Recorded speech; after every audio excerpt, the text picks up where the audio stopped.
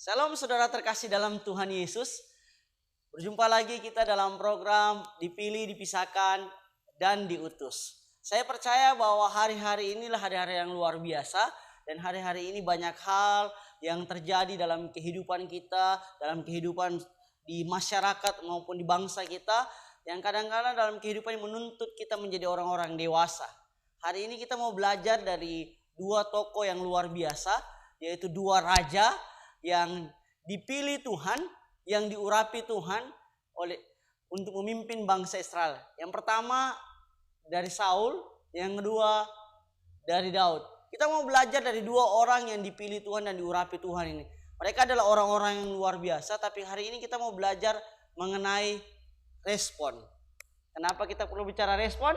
Karena respon kita menentukan dan menunjukkan siapa saya maupun saudara di hadapan Tuhan dan di hadapan manusia. Bagaimana posisi rohani kita dan bagaimana tingkat kedewasaan kita dapat diukur dengan respon kita ketika ketika ada suatu kondisi yang datang menghampiri hidup kita.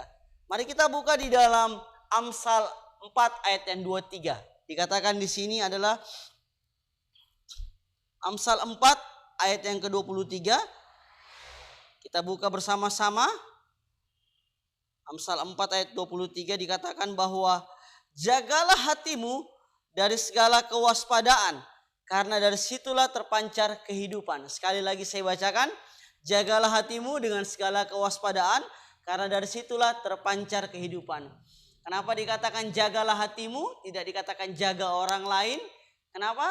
Karena sangat penting buat kita menjaga hati kita. Ketika kita menjaga hati kita, maka kita akan bisa merespon dengan baik, kita bisa bersikap dengan baik dan mengatasi situasi yang terjadi atas kehidupan kita. Amin. Hari ini kita mau belajar dari kisah dari Raja Saul ketika dia ditegur oleh Nabi Samuel waktu dia melakukan sebuah pelanggaran. Itu kita baca bersama-sama di dalam 1 Samuel 15 ayat 20 dan 21. Dikatakan, lalu kata Saul kepada Samuel, aku memang mendengar suara Tuhan dan mengikuti jalan yang disuruh Tuhan kepadaku.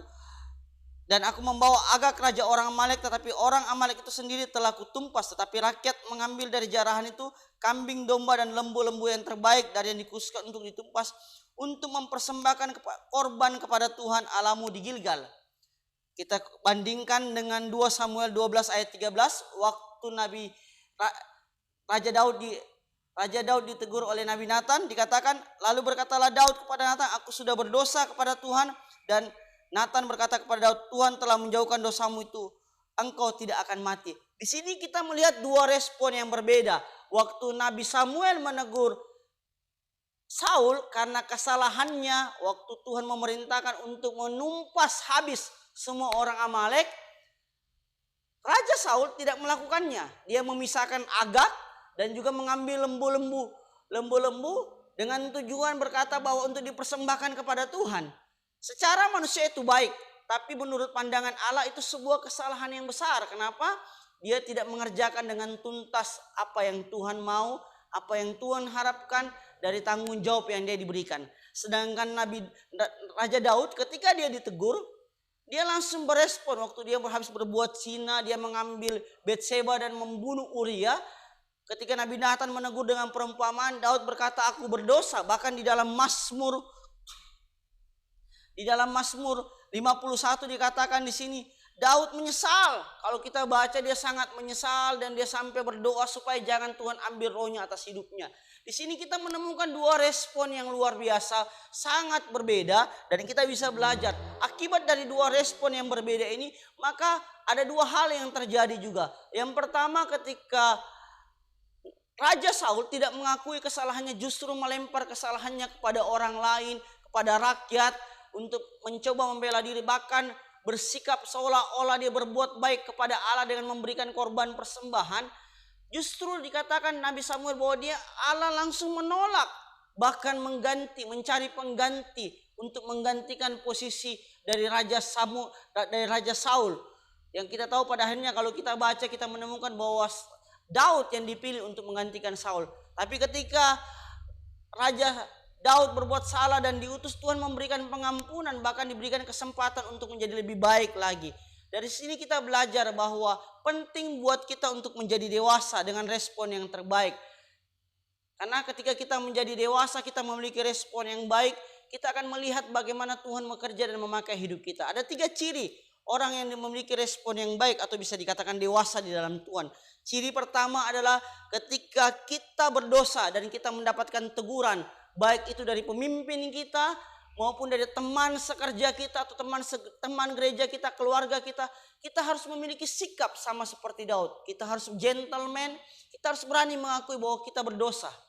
Itu yang pertama.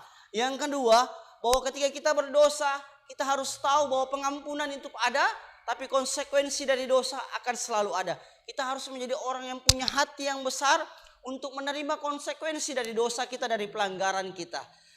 Ingat sekali lagi bahwa disiplin bukan kebencian Tuhan, tapi disiplin merupakan kesempatan yang Tuhan berikan untuk saudara dan saya menjadi baik.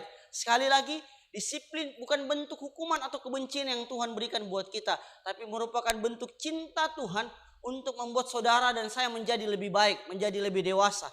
Yang ketiga adalah percayalah, memiliki keyakinan atau iman percaya bahwa sekalipun saudara dan saya menerima konsekuensi dari dosa, yaitu berupa disiplin, percayalah bahwa ada penyertaan Tuhan. Tuhan akan tetap menyertai kita dan akan tetap memampukan kita untuk keluar dalam masa ujian, dalam masa penghukuman yang Tuhan berikan buat kita. Sekali lagi, belajarlah memiliki respon yang baik untuk menjadi orang dewasa dalam Tuhan. God bless you.